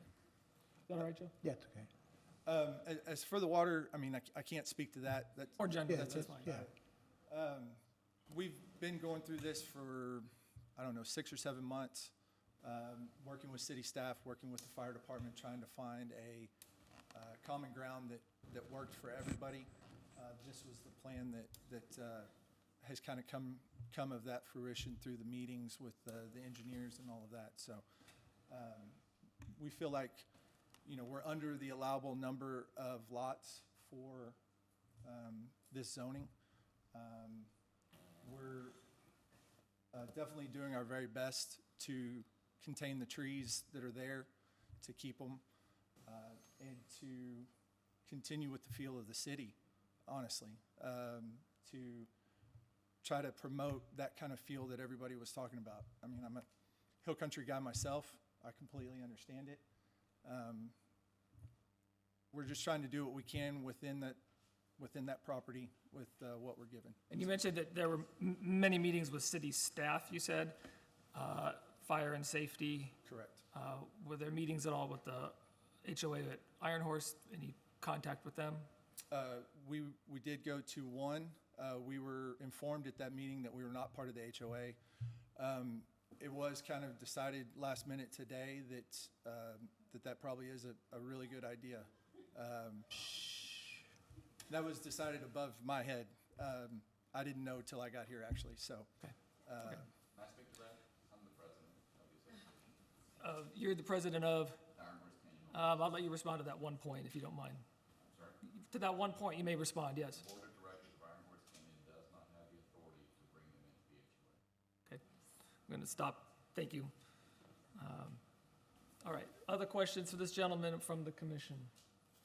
I would like to address the traffic impact. Please, go ahead. Again, during the plating process is when we go through a traffic impact analysis, where we look at whether the development requires decel lanes, XL lanes, lighting. I seriously doubt in here that we would require lighting at this, but that's when we would go through that process. We do not, at this point, have all of those answers. But all of those answers are addressed in accordance with code during later stages of any development that we have, whether it be commercial or single-family residential. And at those times, we ensure that the development meets those code requirements. Thank you. Okay, thank you. Thank you. Unless there's more. All right. If there are no other questions, this would be an appropriate time for a motion. I want to remind the commission, that this goes to council on Thursday night, and remind the audience of that, so please keep that in mind. But I would invite a motion at this time for the item. This is the point where it usually takes a couple minutes, so sit tight. Mr. Chair, I'll make a motion. Please. I will make a motion to deny the request by Carrington Hadley Investments LTD to rescind ordinance number 337, regulating site vegetation and grading, removing site zoning designation, townhouse single-family residential district, R-TH, and establishing a PUD zoning designation for a townhome development for 4.844 acres of land generally located on Iron Horse Way. And you said, hang on one second, you said deny, recommend denial, correct? Recommend denial. Is there a second to the motion? Second. Richard, all right, so discussion of the motion. Jeff, if anything. Thank you, Chair. First off, I want to say thank you to all you citizens coming out. It helps us with our job, making the correct decisions for the citizens of Helotes. I agree with all your statements that we do need to look out for the way Helotes is growing. And as I do, agree with the city administrator that we do need this type of development, I just don't think it's at the right location. I do also recommend, this is only a recommendation to the city council, come out Thursday night stronger. Richard. I think everyone spoke very well. I was very, very proud of all of you. You spoke very, very eloquently, and you brought your point across. As someone said, I've never seen this many people in protest of anything we've done here since I've been on on the commission. That's all. Anyone else? Mr. Chair? Yes. I just want to say I'm proud to be here with all the people of Helotes. This is shows that that every vote, every voice matters, and I can appreciate. But I do want to say it is about quality of life, and that's why I support the motion that our commissioner has recommended for denial. I wholeheartedly agree with it because of the fact that I know that the city administration is doing their best to have our city grow, but at the same time, we have to pick our areas of the city that we're going to focus on. And I think Iron Horse needs to continue with the mindset that it's had, and that's what the quality of life that we heard tonight. I think that's the theme of the evening. So I really would, I support this motion. Comments? I would add, I appreciate everybody coming out. I'm somewhat torn in the sense that this property is going to be developed. It's going to be developed in some way. It's zoned to be developed in some way. And I couldn't help but notice some of the surprise in people's eyes when they saw what is currently allowed. And there's certain clear advantages to what is being proposed, even though I recognize it's not to many of your liking. It does have some advantages, though. If you go back into our code and you read about cluster developments and townhomes and garden homes and multifamily opportunities, the importance of building communities, limiting impervious cover, protecting the environment, encouraging social cohesion and interaction. My question about sidewalks was really sort of aiming at that to try to understand how is this going to benefit the broader community. And while some of that still needs to be worked out, those are the type of things that often need to be envisioned when looking at a site plan like that. So that's not a particularly definitive statement of intent or view, but I do want to echo what the others had said about appreciating your comments. And please note that whatever the result is tonight, City Council has the final authority later this week. So at that, we will do the vote. We'll do it by roll call and ask Ron. And I'll read it back one more time. So the motion is to recommend denial of the request by Carrington Hardy Investments to rescind Ordinance 337 regulating site vegetation and grading, removing site zoning designation of townhouse single-family residential district, and establishing a planned unit development zoning designation for a townhome development for 4.844 acres, generally located Iron Horse Way near its intersection with Antonio Drive. Okay, Mario? I support. Richard? Support. Jason? Support. Joe? Support. I'm sorry, what was that? Support. Okay. Ron Haza, support? Jeff? Okay. So the motion to recommend denial is approved. City Council will take this up on the 8th, Thursday night. And thank you for the representatives for being here, and I trust you'll be back here in a couple days as well. At this point, I'd like to call for a recess of 10 minutes before we resume with the agenda. So we will stand in recess at 8:40. Resume at 8:50. We are on to item 10 tonight, which is discussion and action on a request by Bandera Road Cafe for a specific City Council approved use permit for a restaurant with drive-through facility at Helotes Point Retail Center, multi-tenant shopping center in the B3 Overlay District at 12510 Bandera Road. I'd ask staff if there's any presentation or discussion on this item. I just want to go over the highlights of this item. Bandera Road Cafe, again, as the owner stated, is moving from 12540 Bandera Road to the new Helotes Point Retail Center, which is adjacent to the wash tub facility at 12510 Bandera Road.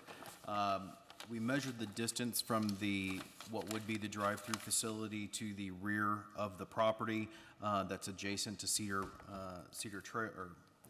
Springs, and it's about 560 feet. The current location, the distance is significantly less than that, and so we believe that that is a positive for supporting this proposed drive-through. And again, B3 overlay does allow a drive-through, but it does have to go through the special use permit process. And so we are recommending approval of this item as presented. The notification rule is 200 feet. Excuse me? The notification rule is 200 feet nearest resident. The notification is 200 feet from the individual lot. That is correct. Can we get the drawing up? Is that possible? Yes, let me just scroll through to.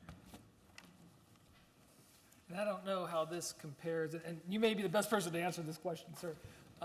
How, if I'm looking at it correctly, the menu board ordering area is kind of sort of at the back corner? The back corner, if you're, yeah, that's the item. Keep going.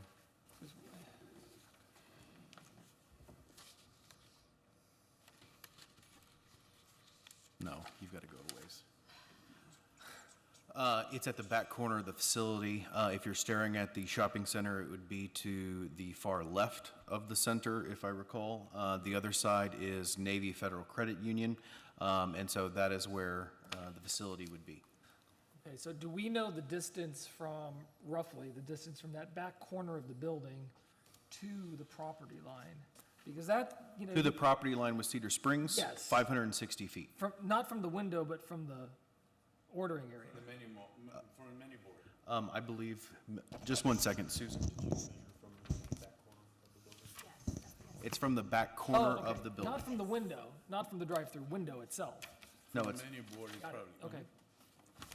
That Yes. helps. So that's the, so if you're looking at it, it'd be the See far little left. island right there? and there's still parking behind that, right? Yeah, this is what the menu boards are gonna be. Got it.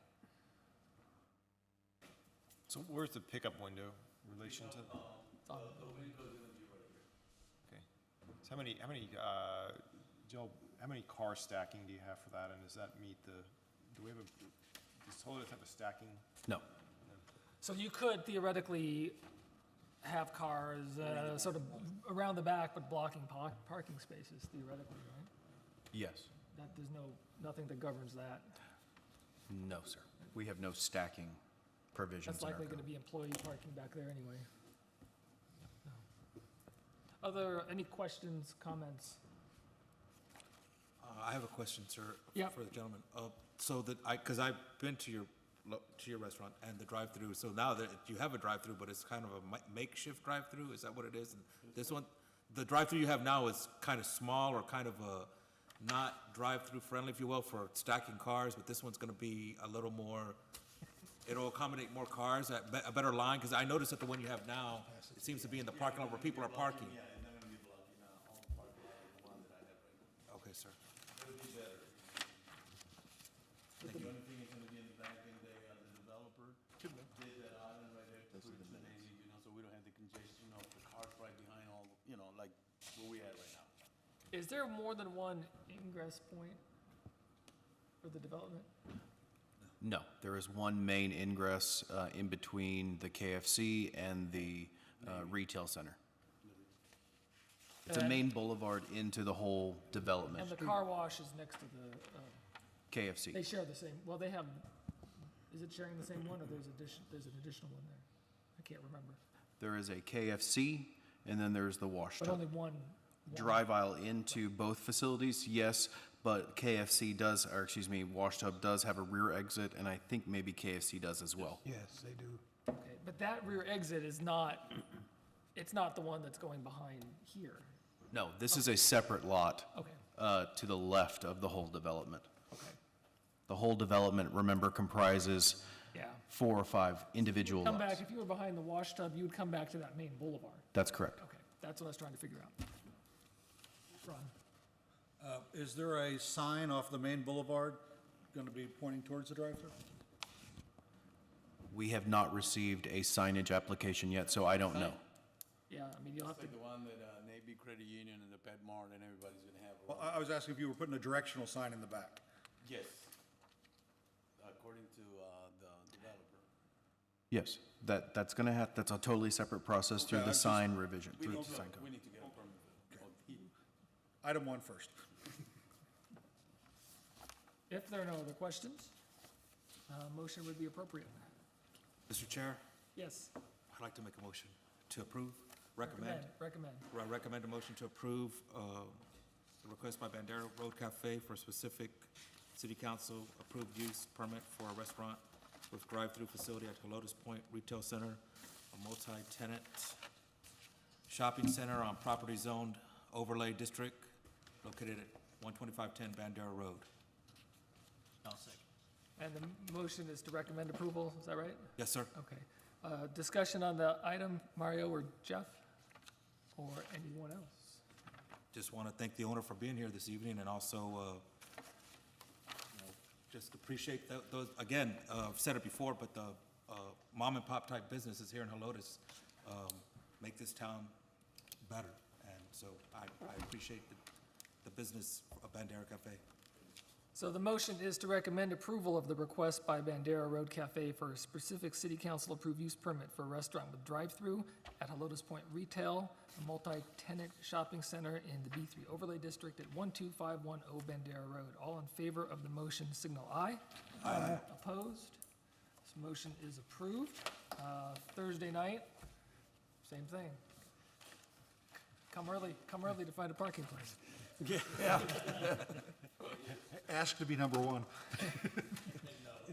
All right, item 11 tonight is discussion and action on a request by CNS Wired Up Electric for approval of a variance to Municipal Code of Ordinances, Chapter 66, Signs, Section 51, Commercial Signs, projecting wall and hanging or in or on windows, authorizing wall signage for El Rodeo Mexican Grill located at 12932 Bandera Road.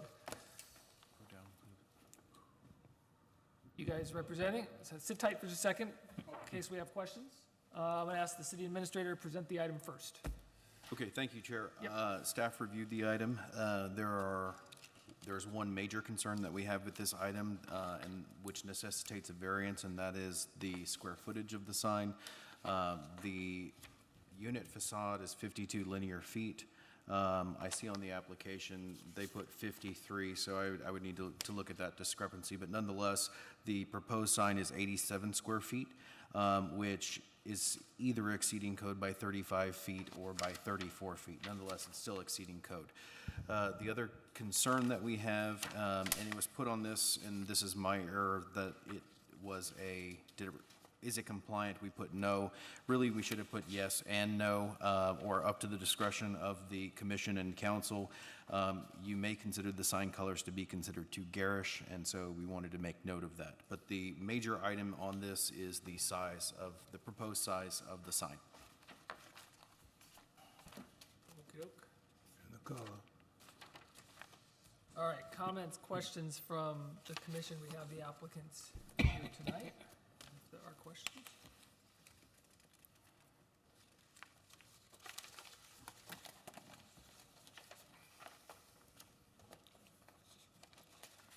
I'll start with one. If you don't mind coming up and putting your name and business address on the record for us. Yes, Jose Castillo. I'm owner of CNS Wired Up Electric.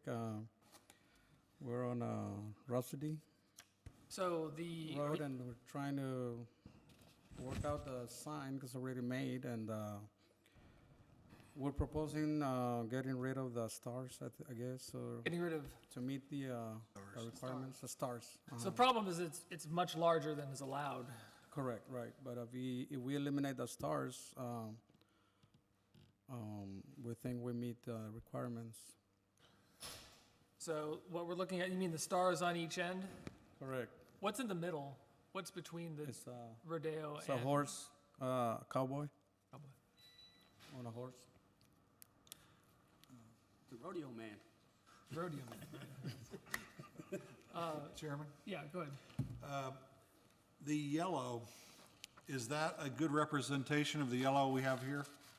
We believe that the yellow and the red meet other colors in the same, around the same shopping center, which is Subway has yellow, and then AutoZone has red, which is very, almost the same color as the Mexican Grill name on it. Dollar Store is, I believe, yellow. And with that in mind, we're probably consistent with the colors around this premise. And, Is that yellow the same yellow as the subway, it's the same. more or less? It's probably a little darker, but within the yellow of Subway, yes. And the red is almost the same as AutoZone.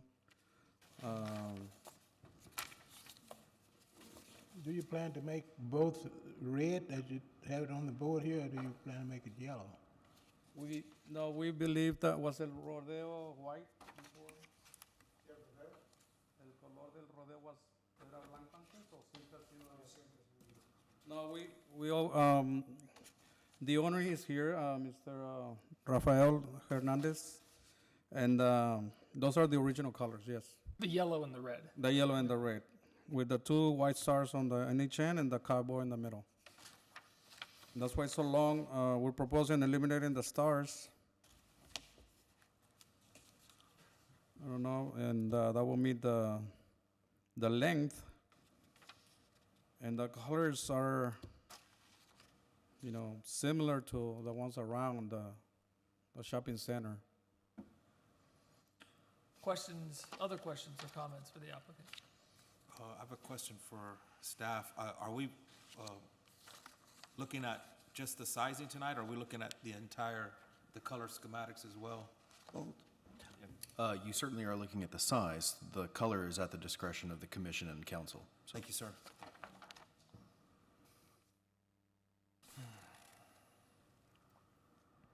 I don't want to speak for others on the commission, but I think that given how the commission tries to ensure that the code is upheld, I think you're going to find that the size here is going to be an issue. Eliminating the stars is not going to bring it where it needs to be. So I think that, and again, I don't want to speak for others, but the colors would be perhaps, they'd work in this concept if the entire sign fit within what the code was, because then everything's going to be a little bit smaller. It would also fit well. It would be very similar to the other businesses in that section in terms of the size of their signs. I recognize they have different color schemes, mostly sort of a green and white, I think, right now. But size-wise, it would conform and be consistent. Again, I don't want to speak for others. Yeah, I would say, I think it's just, not only is it too big for the code, but I think it's too big for, it's just very much larger than the rest of the signs in the building. I have more of a problem with that than the color itself.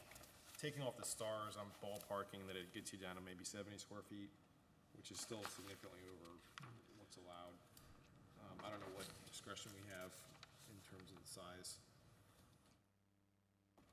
I know we have there's some discretion we have. There is discretion with regard to the 25%. You can recommend 25% over the maximum. Right now, it's 60% over. Yeah, so 20% of, I didn't calculate that. Let me calculate it for you. That would bring it to like 63. 10%, but, no, 20% would bring you up to 60%. Yeah. If you're going 25, it'd be 65, 66. So that would allow an additional 13 square feet above the 52. So you're looking at 65 square feet. If you elected to recommend using that provision.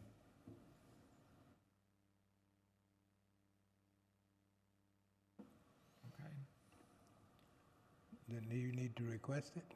Do you want to request it? I'm sorry? Do you want to request that this, the allowance we are allowed to go over, you want to apply it? Or you want to start all over? Or? We're requesting to, if you give us the opportunity to eliminate the stars and keep the sign as it is. We're taking 5 feet off each side, so that'll be 30 feet by 26 inches. If you eliminate the stars, your sign is still larger than what's authorized. I'm sorry? If you eliminate your stars, your sign is still larger than what's authorized. Okay, will be 30, that will be 60. What is the total? What is the standard? Maximum is assuming that the linear footage is correct on here, and I can verify that again, it's either 52 or 53 square feet. Oh, okay. So we're over about 10? Well, right now, you're over about 30, 35. Well, right now, but if we eliminate the stars, we'll be within a few square feet. You'd have to, I mean, you would have to work that with staff. I mean, what we're doing here is trying to tell you what's acceptable that we're gonna recommend to city council. And I think the concern here and the recommendation here will probably be along the lines of making it conform to what the code is, which is 52 or 53, but there is the possibility of allowing you to go over by about another 13 square feet. So basically, we're saying 53 to 65, 66, somewhere in there. 88, I don't want to speak for them, but it's not likely. Take away the stars, 88 becomes 80, 78, I don't know, whatever it is, but it's still going to be too large. So we want to work with you. I think the colors, people will have different opinions about the colors, but if you make the sign smaller, the colors become, I don't know that that becomes a real issue. I think it's the overall length, size of the sign. So we can make a recommendation here. There's sort of two options, really. One is we can make a recommendation, what we're going to tell city council we recommend, and then in 2 nights, city council will decide. You can ask us to withdraw it, and we don't do anything now, and you come back in the next month with something different. I think those are really the main options, right, Rick? So, but recognize if we make a recommendation to city council, if we recommend whatever we recommend, city council can take our recommendation, or city council could do something different. Reject it, okay. So I can't speak for them for sure. Well, can we ask to recommend the council to approve the sign at 10 feet less than what it is now? So you'll have to see what comes up here. I don't think this body will recommend that. You can come on Thursday night and ask city council, here's what we would like to do, here's how we will change it. They will consider that, they will consider what this body recommends, and then they will decide. So we make a recommendation, you can come back and say whatever you'd like to them about the type of sign you want. But this is what our recommendation is. That make sense? Yes. All right, thank you. I think we can take a motion at this time, unless there's other questions.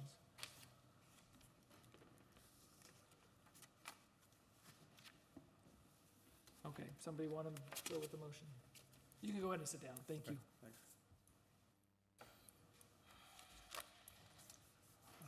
I would make a motion to recommend approval with a maximum square footage of 65 square feet and allowing them to keep the color. So as submitted, except for a maximum of 65. Yeah, and I'm not particular about, removing the stars or not. I think that's at their discretion. Right. I would be willing to grant them more square footage just because the name is pretty long, and I think that squishing it down to 53 would kind of make that font pretty tough to be visible from the street. I'm sorry, could I ask you one more question? Apologize. The business it's not open yet, is it? Yes. It is, sorry. It's in business.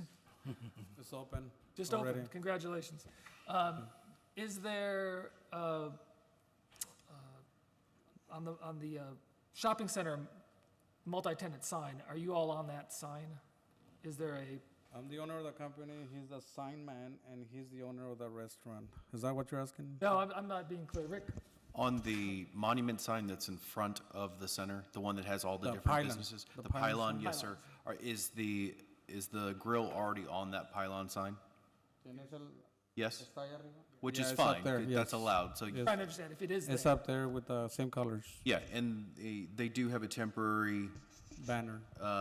not a temporary, But on the monument sign, on what you're calling the pylon, it says Overdale Mexican Grill and yellow and Terminated, right? No, it's not banner. yellow and red, same thing. It's Okay. terminated as a regular commercial sign, yes. Okay. and again, as far as the business, they do have temporary signage on Right. top of the building to advertise that they're Okay. open. All right. Thank you. Okay. That was a motion, wasn't it? Yes. Richard was second. I'm sorry. I apologize. That's all right. We'll bring you up to date here. Sorry. You know, Okay. we realize. So do you want to say anything about the motion? Um, I jumped in. so- Okay. No. Anybody else on the motion? So let's just read it back. The motion is to recommend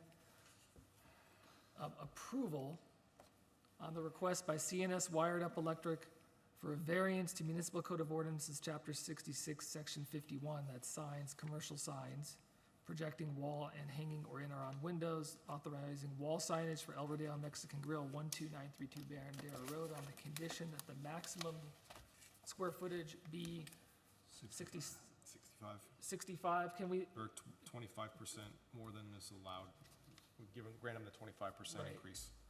Whichever you want. let's go with 25% greater, because there's some concern that we don't have the right number on what that is. We're 1 square foot off somewhere, and I So don't it's know either where. 65 or 66 that we're recommending. All right, all in favor of that motion, signal aye. Aye. Opposed? Okay, so that's what we've approved, we've recommended. City Council on Thursday will consider that, but they also will receive your original. And so you can make the case to them that you want the original, or you want more, whatever. But they will have this recommendation too. Okay? Thank you for being here. Thank you. Have a good night. Sorry about the wait. Item 12 tonight is discussion and action on a request by Robert James for approval of wall signage for pursuant to Code Chapter 98, 72, G6B2. That's Old Town Helotes, commercial signs projecting wall hanging or in or on windows for Cheetah-Lish, direct from the mines, 14436 Old Bandera Road. And there's the image. We have the applicant here with us tonight. Staff have a recommendation, presentation? We have no presentation. We did review the sign, and we believe it complies in its entirety with the Code of Ordinances. We would have originally made the same comments about the color, but that color scheme did go before council, and council approved it, believing that it was appropriate for the district, and so we believe it complies in its entirety.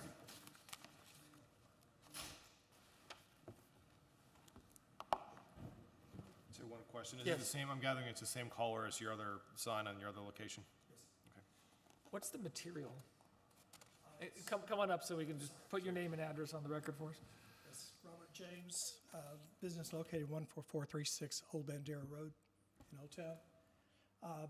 It'll be just like our other sign. It's a plywood base. The letters are the plastic letters that are attached to the wood, and then it's hung from chain from the top. So is that going to endure in the weather? The other has done well. It's exactly like the sign that we have down the road at Cheetah-Lish, and it has sustained we were careful with it because it's set back underneath the overhang. Yeah, so that one's covered, and this one's covered too, I believe, for the porch. Correct, yes, sir. Oh, so, it's not free hanging, it's hanging on the wall, There'll be 2 chains, just like the other one. There's 2 but chains. it's near the wall. Yes, sir, it's right at the wall, yes. That's your overhead light?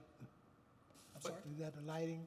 Is Lighting. that the lighting for the sign? No, that's the light that's in the center itself. That's the overhead lights that's. Not for the sign? Not for the sign. No, it's not for the sign. On the color picture, it looked like it looked kind of like it was lighting the sign. But it will light up the sign. Yeah, it will, but it's not that purpose. Right. But that light's underneath the porch, I think, and it would cut off, it would be cut off, so. Is that exterior plywood? I'm sorry? Is that exterior plywood? Yes. Yeah. And it's the latex paint. It's And, exterior yeah. latex, yes, sir. If I could just ask, what is the business? We're actually running as a second location of Cheetah-Lish. We have been selling minerals and crystals within the building. My wife's clothing store is just going big guns here in Helotes. And she wanted the rest of the square footage, and this particular space opened up. This is where a Buffalo Beach Trading Company was. They went out, and I have a huge collection of crystals and minerals that we're going to be putting in here and selling. What's the square footage of the space? It's 536 feet, I believe. Perfect. All right. Cool. Thank you. Unless there's other questions, we can have a motion. Mr. Chairman, I'll make a motion to approve. Or, I'm sorry, make a motion to recommend approval. Is that? Yeah. Okay. On the discussion of an action on a request by Robert James for approval of wall signage pursuant to Municipal Code of Ordinances, Chapter 98 zoning, Section 9872, Old Town Lettuce Special District, subparagraph G6B2, commercial signs, projecting wall hanging in or on windows for Cheetalish, direct from the Mines retail store located at 14436 Old Bandera Road, Helotes, Texas. I'll second it. Ron seconds. Further discussion? So the motion, which I won't read it back entirely, in the interest of time at this point, is to recommend approval by Robert James for the sign for the Cheetalish direct from the mine store located at 14436 Old Bandera Road as submitted. All in favor of the motion, signal aye. Aye. Opposed? Approved. Rick, what does Mr. James win for being? Besides approval. The prize for the night. We'll have to think about that. We'll get you something We special. could let him make the motion to adjourn. We all are. This might happen again on Thursday. Needs a koozie. Let him make the motion to adjourn. No. We're very, very particular about that. I want to, before we adjourn, I just want to thank everyone for their work tonight. This was, we earned our pay this evening, and you guys did a good job, and I thought it was a really effective meeting, and great to see so many people here. So on that, Ron. I make a motion. Chairman, may I make a motion to adjourn? Make a motion to adjourn. Second. All in favor of adjourning, signal aye. Aye. Opposed, we're adjourned at 9:19.